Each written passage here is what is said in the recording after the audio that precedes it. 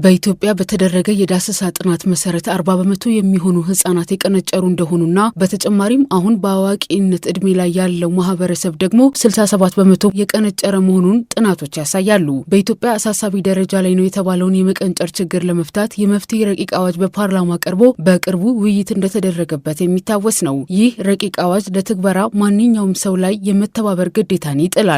በረቂቁ ሁሉም ኢትዮጵያዊ በማንኛውም ጊዜና ቦታ የምግብ ዋስትና እንዲኖራቸው በበቂ ሁኔታ ጥራት ያለው ምግብ ማግኘታቸውን የማረጋገጥ ህገ መንግስታዊ ኃላፊነት መንግስት እንዳለበት አስረድተዋል። ለመሆኑ መቀንጨርን ለመከላከል ከየት መጀመር አለበት ስንል የዘርፉን ባለሙያ ጠይቀናል። ዶክተር ታደሰ ዘርፉ በዓለም አቀፉ የምግብ ምርምር ፖሊሲ ተመራማሪ ሳይንቲስት ናቸው። መቀንጨርን ለመከላከል ከእናት አመጋገብ ይጀምራል ሲሉ ነግረውናል። እናትየው ከቀነጨረች ከእናት ወደ ልጅ ስለሚተላለፍ ነው። ወደ አባትም ያው ነው። በነገራችን ላይ ከትውልድ ወደ ትውልድ የሚተላለፍ ችግር ነው። ስለዚህ እድሉ ጎልደን ታይም የምንለው በእርግዝና ወቅት ነው። አንደኛው በጣም ጥሩ ታይም የሚባለው በእርግዝና ወቅት ደግሞ በተለይ ሁሉም ጊዜ አስፈላጊ ነው። ሶስተኛው ትራይሚስተር ከ7 ወር እስከ 9 ወር ያለው ግን በጣም ወሳኝ ጊዜ ነው። በዛን ወቅት ህፃኑ እናትዋ በቂ ምግብ ካላገኘች፣ የተሰባጠረ ዳይቨርሲፋይድ የሆነና ለእድገት ወሳኝ ምግቦችን ካላገኘች ህፃኑ የመቀንጨር እድሉ አንደኛ ሎ በርዝ ዌይት ወይም ደግሞ ክብደቱ ዝቅተኛ የሆነ ልጅ ሆኖ ይወለዳል። ሲያድግ ደግሞ እየቀጠለ ነው የሚሄደውና አንደኛው ዊንዶ ኦፍ ኦፖርቹኒቲ የምንለው ወይ የመቀንጨርን እድል የሚያመጣው በእርግዝና ወቅት ነው። ሁለተኛው ደግሞ የመጀመሪያዎቹ 6 ወራት ናቸው። በዚህ ወቅት አንድ ህፃን ከእናትየው የጡት ማግኘት አለበት። ጡት ብቻ ነው የሚመከረው። ከዛ በኋላ ደግሞ ከ6 ወር እስከ 24 ወራት ያለው ደግሞ የተጨማሪ ምግቦችን የሚያገኝበት ነው። እነኚህ 1000 ቀናት የምንላቸው ለመቀንጨርም ላለመቀንጨርም ወሳኝ ጊዜያት ናቸው። በቂ ምግብ ከተገኘ፣ በቂ አስፈላጊው ክትትልና ድጋፍ ከተደረገ ቀነጨረች እናት ብትሆን ደህና ጤነኛና ያልቀነጨረ ህፃን የመውለድ የማሳደግ ትችላለች። ካልሆነ ግን እድሏ ሰፊ ነው። ከዛ በኋላ ግን 2 ዓመት ከሞላው በኋላ ግን መክሳት እንዳይኖር ነው፣ እንዳይከሳ። ያ ማለት ከዛ በኋላ ምግብ አያስፈልግም አይደለም። ተገቢ ምግብ ያስፈልጋል በእድሜ ልክ ስሩአውት ላይፍ። ግን ወሳኙ እድሜ ይሄ ነው። ያ ማለት ግን የቀነጨረ ልጅ ኦልሬዲ በህፃንነቱ በ1000 ቀናት ውስጥ የቀነጨረው ልጅ ግን በዚህ ወቅት በምንሰራው ስራ የመመለስ እድላችን ዝቅተኛ ነው የሚሆነው። አዲሱ ረቂቅ አዋጅ በአጠቃላይ ስርዓተ ምግብን የተመለከተ እንደሆነ ተመራማሪው ነግረውናል። ይህ ማለት የምታጠባ እናትን፣ ህጻናትን፣ በትምህርት ገበታ ላይ የሚገኙትን የሚመለከት እንደሆነ ከተመራማሪው ሰምተናል። ይሁን እንጂ በተለይ መሰራት ያለበት ግን በመጀመሪያዎቹ 1000 ቀናት ላይ ያሉት ላይ ነው ሲሉም አስረድተዋል። ለመሆኑ መቀንጨር በህጻናት ላይ በማህበረሰቡ ላይ እንዲሁም በሀገር ላይ ምን አይነት ተጽዕኖ ይኖረው ይሁን ስንል ጠይቀናቸዋል። መቀንጨር ብዙ ችግሮች ይዞ ይመጣል። በህፃኑ ላይ አካላዊ እድገቱ ስለተገደበ በተለይ ዋናው ጉዳት የሚመጣው የአይምሮ እድገቱ የተገደበ ነው የሚሆነው እና አንድ ህፃን ቀነጨረ ስንል አይምሮ ማደግ ከሚችለው ፖቴንሻሊ ሊኖረው ከሚችለው የማሰብ ችሎታ የማሰላሰል አይኪው ዝቅ ያለ ነው የሚሆነው እና እንደዚህ አይነት ሰው ደግሞ በስራ ዓለም ላይ ውጤታማ አይሆንም። ጥናቶች የሚያሳዩት የመቀጠል እድላቸው በስራ ቦታ ላይ ውጤታማ የመሆን እድላቸው በጣም ዝቅተኛ ነው።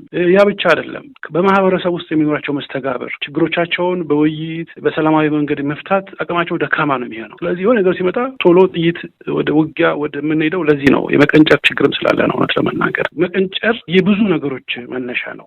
ሌላው ደግሞ በኢኮኖሚው ላይ ነው። አሁን ኢትዮጵያ ውስጥ እዛም ላይ የተጠቀሰው ወደ 55 ቢሊዮን የሚለው እሱ ትክክለኛ ቁጥር አይደለም። ኮስት ኦፍ ሃንገር የሚባል ጥናት አለ በአፍሪካም በኢትዮጵያ የተካሄደ።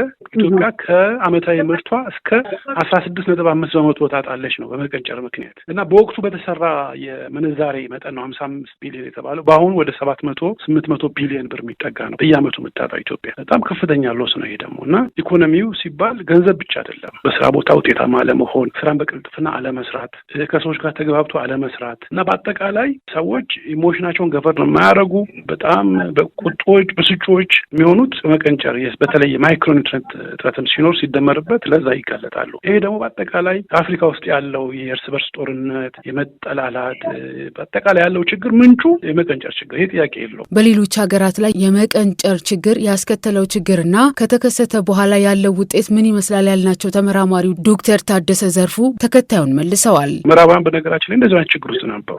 ለምሳሌ ብሰጠች ኔዘርላንድ በ1920ዎቹ አካባቢ በተካሄደ ጥናት ወደ አማካይ ቁመታቸው 1.67 አካባቢ ነበረ የሀገሪቱ አማካይ። ከዛ በኋላ በተካሄደው አግሪካልቸራል ሪቮሉሽን ምግብ በደንብ ስለተመገቡ ጥረቱ ስለተወገደና መቀንጨር ስለተወገደ አሁን ወደ 1.89 አካባቢ ተጠግቷል አማካይ ሄይታቸው ወይም ደግሞ ርዝመታቸው። ያ ማለት ግን መለኪያችን ቁመት ነው እንጂ አጠቃላይ ሰውነታቸው እድገታ የአእምሮ እድገታቸው የሌሎቹ ኦርጋን እድገትን በዛ ልክ ነው የሚገናኘው።